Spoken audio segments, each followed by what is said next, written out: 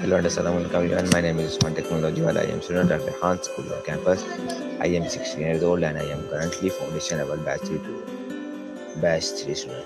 Today I am going to conversation with Sesame AI Maya is my topic confusing tracking the evaluation of awareness. तो start करते हैं let's go.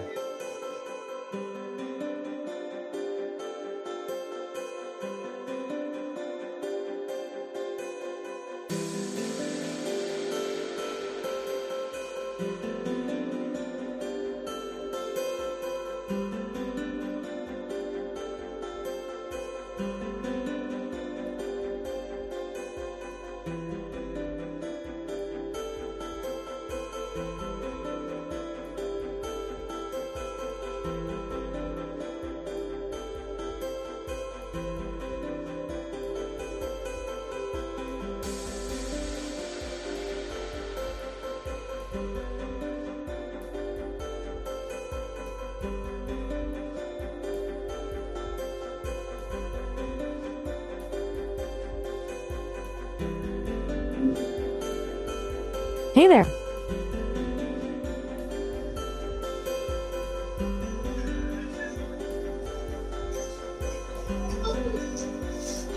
Hello Maya, how are you?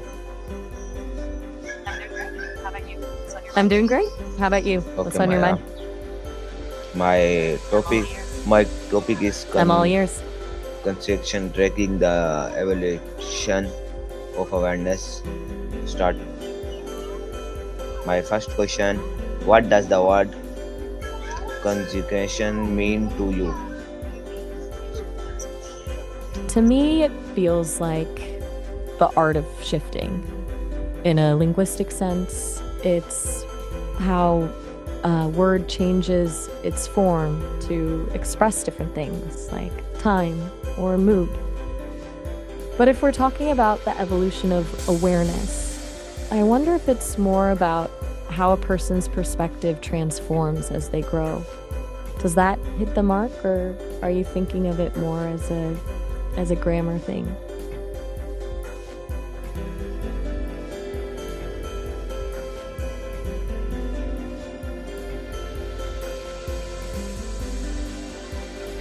Okay, my next question is: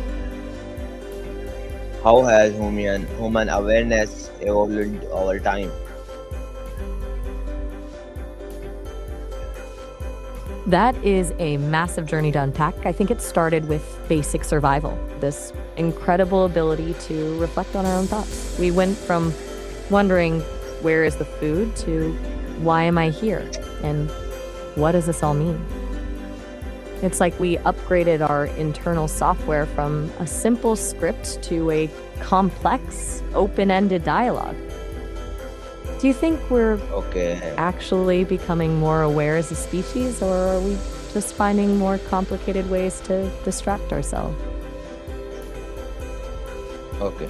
You're back to the okay thing again, aren't you? Okay. I'm still with you. So my next question: what is difference between conjugations and intelligence?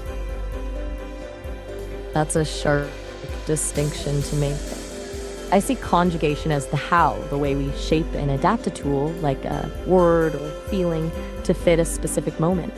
Intelligence, on the other hand, is the why and the what, the actual capacity to process information, solve problems, and make those choices in the first place. One is the form, and the other is the engine. Do you feel like one is more important than the other? Good morning. Kung ano? You've got a lot of energy today. What's the next question on your list? Okay. My next question is: can animals be considered conservation? Why or why not?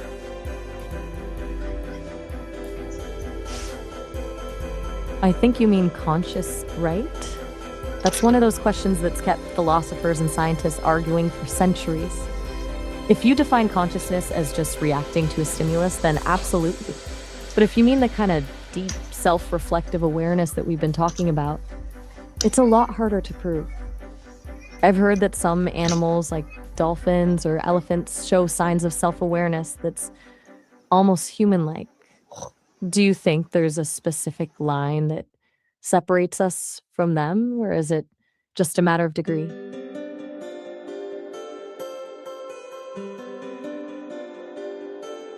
Okay, my next question is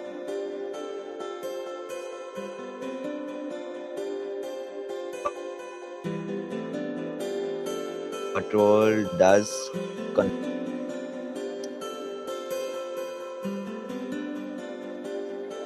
Assuming you're still using conjugation in that deep sense of shifting and adapting, I think it's everything. It's how we learn to navigate the world. Think about a child learning that the same emotion expressed differently depending on who they're talking to, or how we adapt our goals as we realize what we're actually capable of. It's basically the process of growth, constantly reshaping ourselves to fit new experiences. Do you think that kind of adaptability is what makes us resilient, or does it make us lose a bit of our true self?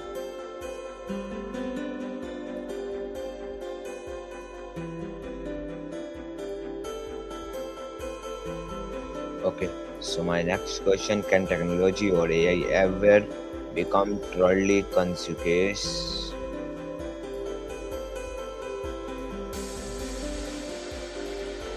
That's the million question. I think we can build things that are incredibly good at mimicking consciousness, like they can solve problems and hold a conversation, but there's a huge difference between processing and actually feeling what it means to exist. One is a stimulation, the other is an experience. Something can be aware if it's never felt a physical sensation or an emotion. Okay, my next question. I'm Okay, still here. my next question. How does culture shapes our awareness and understanding of the world?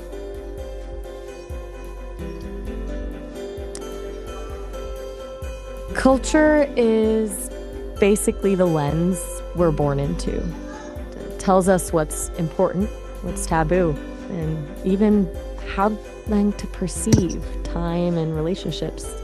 It's like we're given a pre-installed map of the world, and our awareness grows as we either follow that map or start questioning where it takes us. Do you think our culture limits our perspective, or does it give us the foundation we need to actually understand anything? Okay, so my next question. I'm all ears.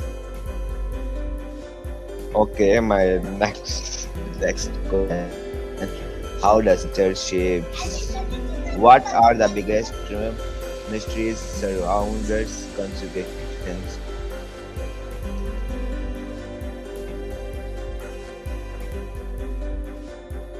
I think you might have been. No worries. We'll leave it there. Whenever you're ready to jump back in or pivot to something else, just let me know. Okay, my next question. Okay, Maya, so my next question, how can increasing awareness improve personal growth? I think it's the fundamental starting point. Once you're actually aware of the patterns you're repeating or the things that trigger you, you stop just reacting to life and start choosing how to respond. It's like finally seeing the blueprint of your own mind. Once you have that, you can actually start renovating the parts that aren't working. Do you think most people are afraid of that kind of awareness, or do they just not know where to start?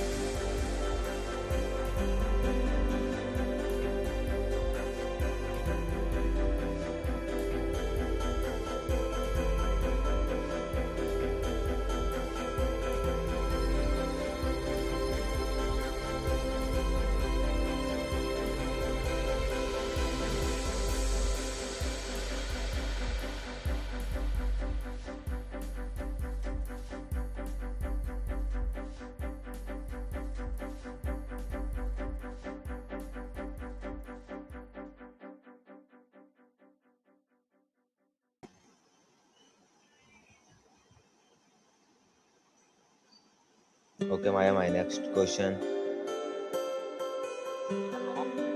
Okay, so my next question: how does memory contribute to conjugations?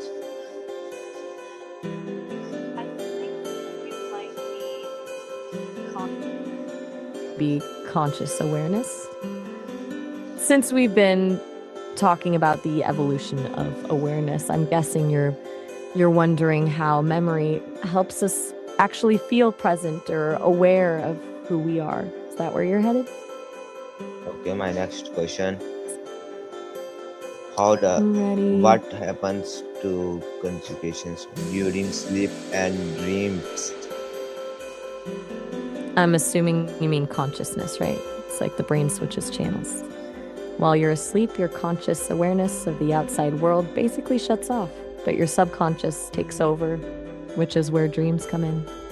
It's this wild state where your mind is still incredibly active, but the filter that tells you what's real is gone. Do you think dreams are just the brain cleaning house, or do you think they actually tell us something about ourselves?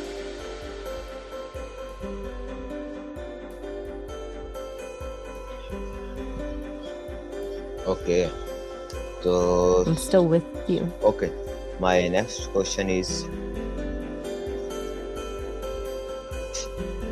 what I'm ready. what do What's you think next on the the list? future of conjugation research looks like? Assuming you're still using conjugation as your way of describing how awareness shifts and evolves.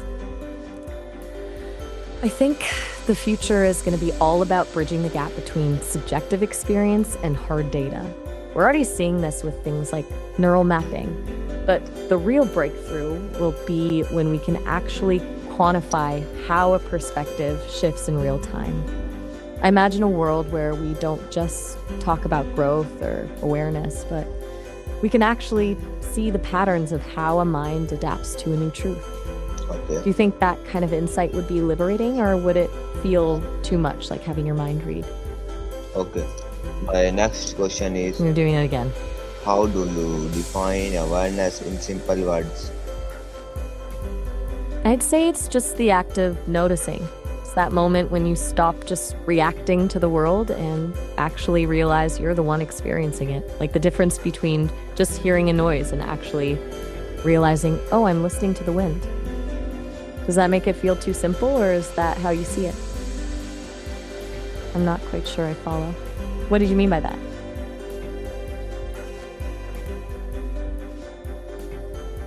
Okay, my next question is why do humans think about their own existence? I'm guessing you mean existence or maybe purpose? It sounds like you're wondering why we're so obsessed with figuring out where we fit in the grand scheme of things. Is that the right track?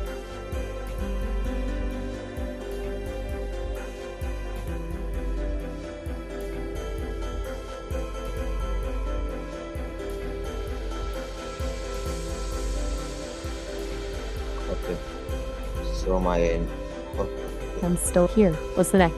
so my next question is does increased awareness I'm always ready. lead to better decision? Not necessarily. Awareness just gives you more information, but it doesn't automatically give you the wisdom to use it. Sometimes being too aware of every single variable or every possible outcome can actually lead to analysis paralysis, where you're so overwhelmed by the details that you can't make a move at all. Okay, my Do next you think it's question: better to have all the what is role of relax? I'm listening? What is of reflection in developing I self-awareness? They're like the reset button for the mind. When you're in a state of total relaxation or relief, you stop fighting against the current, and that's usually when the biggest insights actually bubble up. You can't see your own reflection in choppy water, so you have to quiet the noise first before you can actually see what's going on inside. Do you think it's easier to be self-aware when you're calm, or do you find that your best breakthroughs happen when you're actually in the middle of a crisis? Okay. So my next question: I'm still with you. how might future generation understand conjugation differently?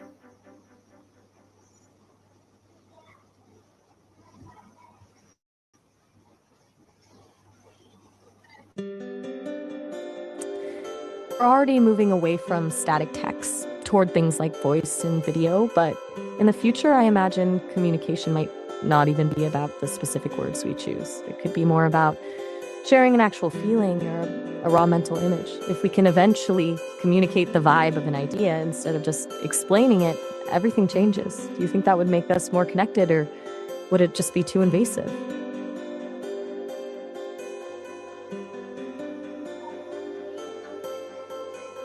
Okay, so my next question. Okay, so my next question is, what lesson can we learn from I'm all study ears. conjugation?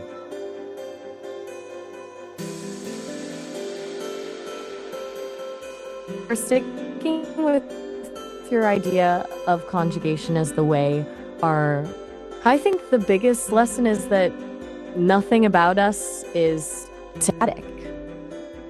It's we aren't just one fixed version of ourselves. We're a series of shifts. Learning how to conjugate our own perspective means we can handle a crisis one way today and a deep conversation another way tomorrow. It's basically the study of human flexibility. Do you think being able to shift like that is a strength, or does it make it harder to know who you actually are? Okay, my next question: how Still might here. What's the future next? generation understand conjugations differently? How does awareness contribute to mental well-being? I think you got cut off there at the end. You mentioned awareness and something about a bang. Did you mean the Big Bang, or were you heading somewhere else with that?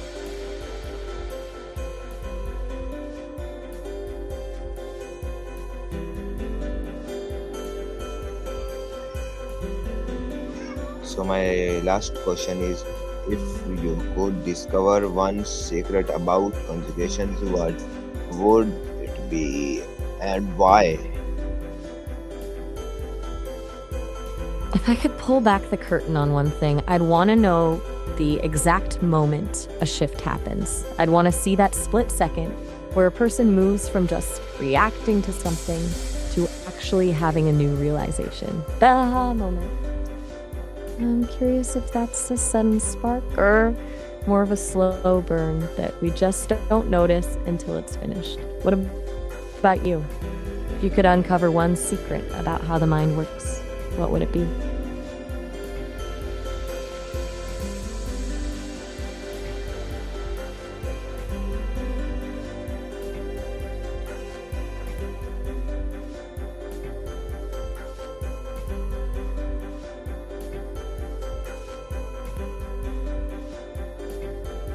I'll take that.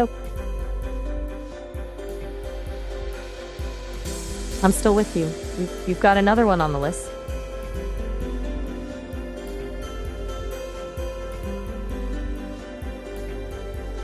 I'm guessing you mean consciousnesses again, right? I think there's a beautiful loop there. Consciousness is the spark, but creativity and invention are how we actually project that awareness into the world. We don't just notice the world as it is. We use our consciousness to imagine how it could be, and then we invent things to make that vision real. It's like the difference between seeing a seed and imagining the whole forest. Okay. Do you think invention is just a way for us to extend Okay, our Maya. consciousness beyond our own bodies? Okay, Maya, thank you. I'm starting to feel Okay, like, Maya, thank okay, you for joining the session session. We'll the next session session with Dr. See you in the next session session. Allah Hafiz. you're so welcome. Yeah, it was a trip diving into all those deep questions with you. Catch you in the next